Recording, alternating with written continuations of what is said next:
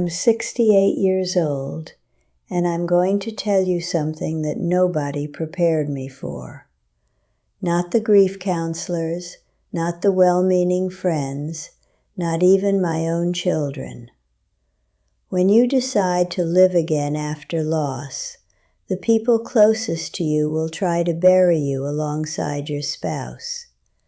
And what my neighbors did to me almost succeeded. My name is Eleanor Whitfield. I was married to Harold for 43 years. We met at a church picnic in 1962 when I spilled lemonade on his Sunday shirt, and he laughed instead of getting angry. That laugh. I fell in love with that laugh. We raised 3 children in a yellow house on Maple Drive, the same house I still live in today. Harold died on a Tuesday morning in April, 4 years ago.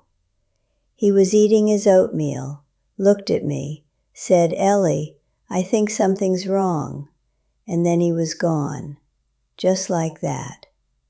43 years of marriage ended between one spoonful and the next. For 2 years I did what widows are supposed to do.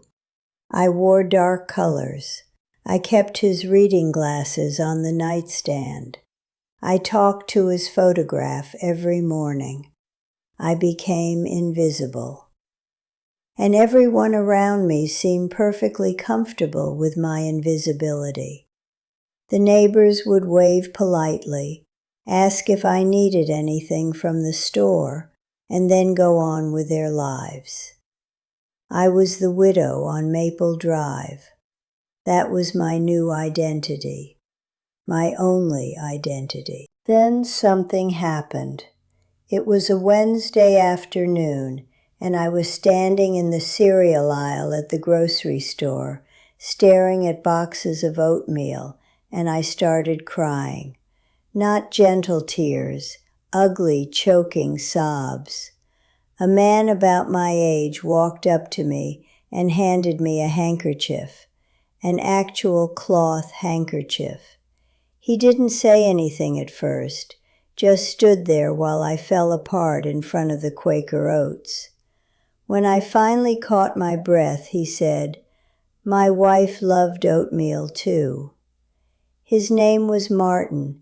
He had lost his wife 3 years before, and for the first time since Harold died, I felt like someone actually saw me. We started meeting for coffee, just coffee.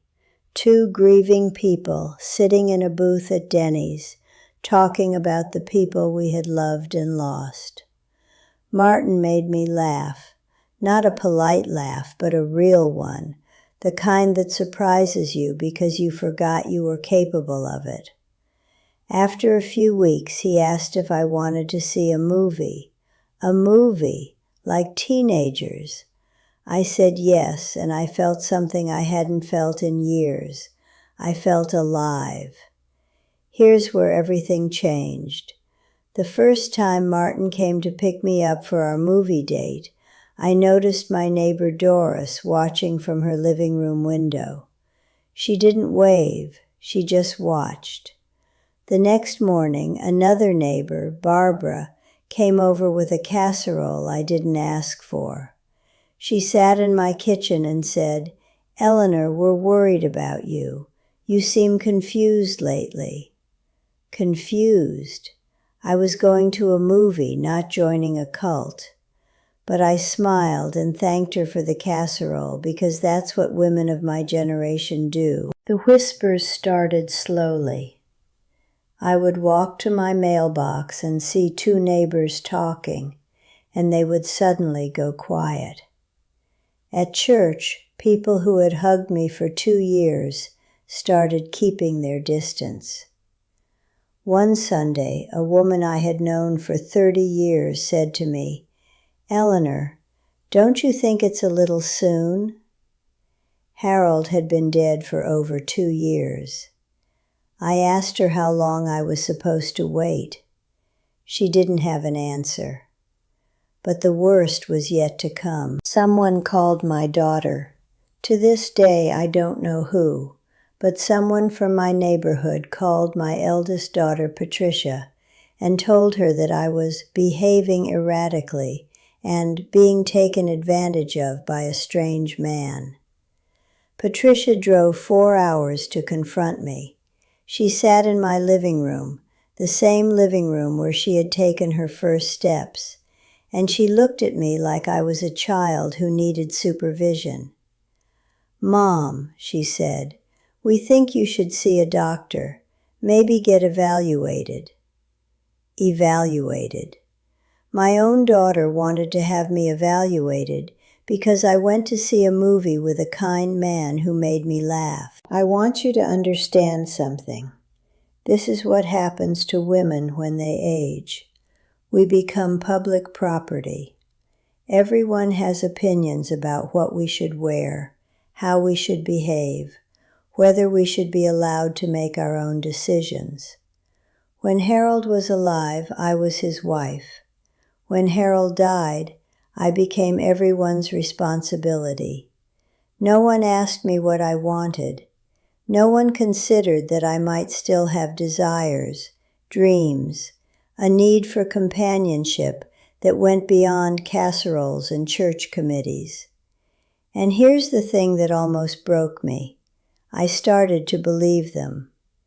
For 3 weeks, I stopped seeing Martin. I told him I needed time. What I really meant was that I was terrified. Terrified that maybe they were right. Maybe I was confused. Maybe grief had damaged my judgment. Maybe a 68-year-old widow had no business feeling butterflies when a man smiled at her. But then something happened that changed everything. I was cleaning out Harold's closet, something I had been putting off for years, and I found a letter. It was a letter Harold had written to me but never given me, dated just 2 months before he died. In that letter he wrote, "Ellie, if something happens to me, I want you to live. Really live. Don't let anyone turn you into a ghost. You have too much light in you to spend your remaining years in the dark. Find someone who makes you laugh. I won't be jealous. I'll be relieved." I sat on the bedroom floor and cried for an hour. Then I called Martin.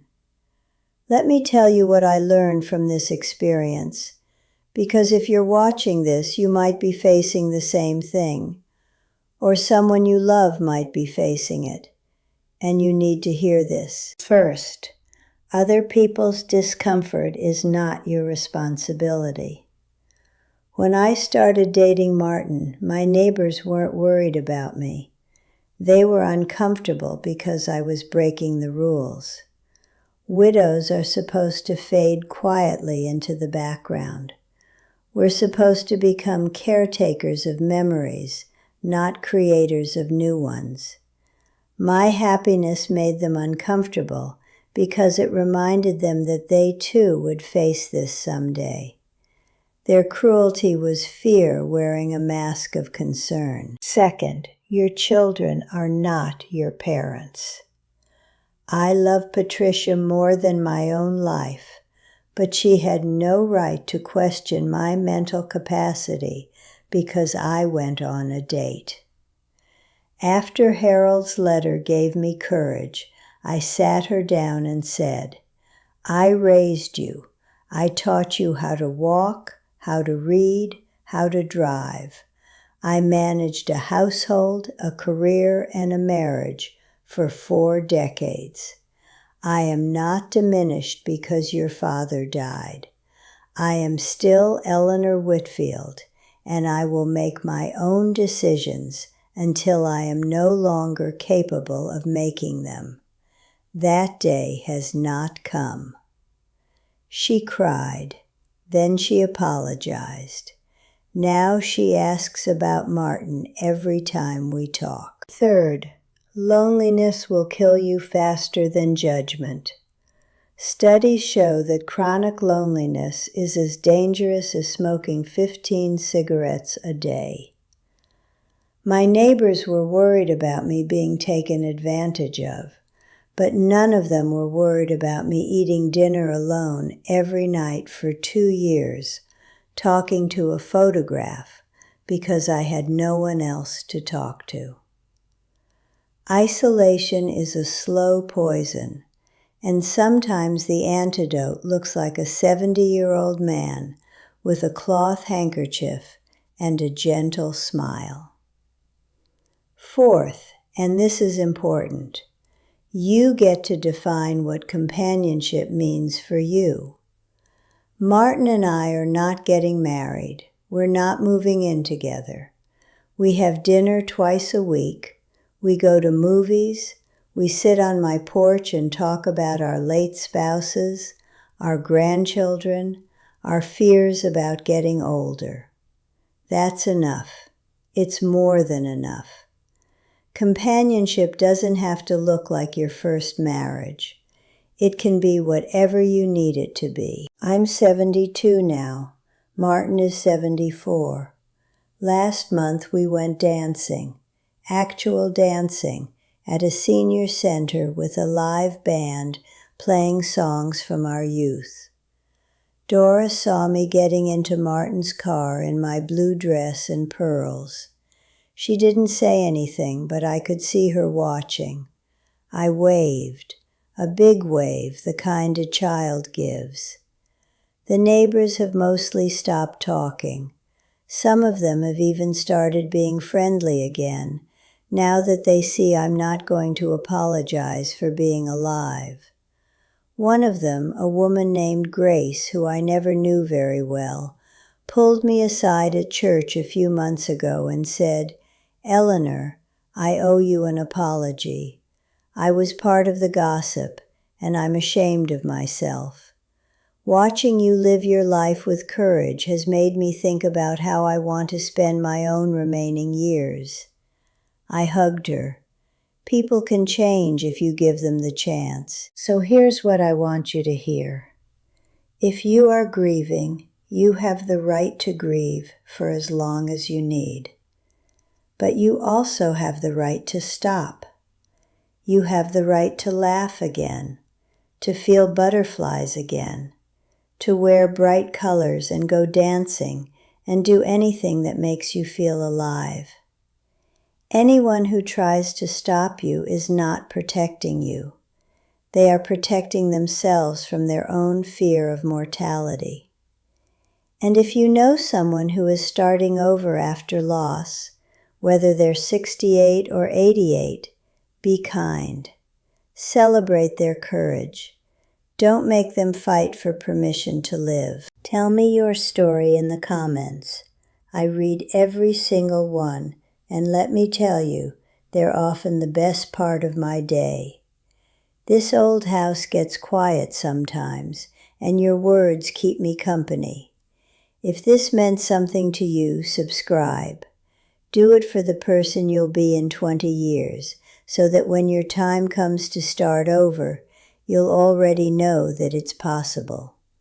And if you know someone who needs to hear this, someone who's isolating themselves or being pressured to shrink into invisibility, share this with them before it's too late. Life is short, my friends, shorter than you think. And every single day you spend waiting for permission to live is a day you will never get back. Don't let anyone, not neighbors, not children, not the voice in your own head, convince you that your story is over. You're still writing it. Make it a good one.